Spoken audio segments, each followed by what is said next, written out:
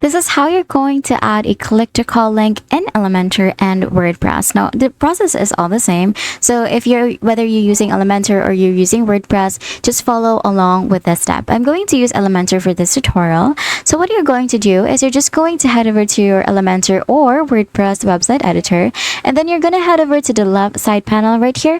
You're going to scroll down until you find this button icon. You're going to drag it over to your page, and then once you have your button right here, you're going to head over to the left side panel once again, and then look over this link field. Now from here, we're going to need the dynamic tags first. We're going to click on the dynamic tags icon right here beside the settings, and then you're going to scroll down until you see the actions section. You're going to click on the contact URL to set it into contact, and then from here, you're going to click on this contact URL on this link field.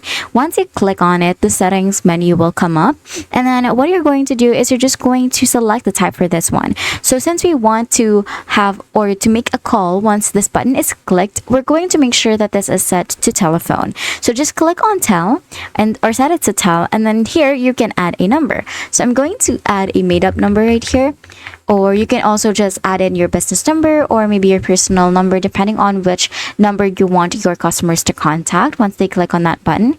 Now we can just click anywhere, and then you're going to click on this preview changes icon right here beside the publish at the top right corner of the screen, and then from here we're going to try and click this. Now if this open pick an app comes up, it means that you need an app to make a call. So if your customers already has an app, or if they're clicking it from their phone, then it will immediately take them to the call section or to call. And that's it. That is how you're going to add a click to call link in Elementor and WordPress. If this video helped you, please don't forget to like the video and subscribe to the channel for more videos like this.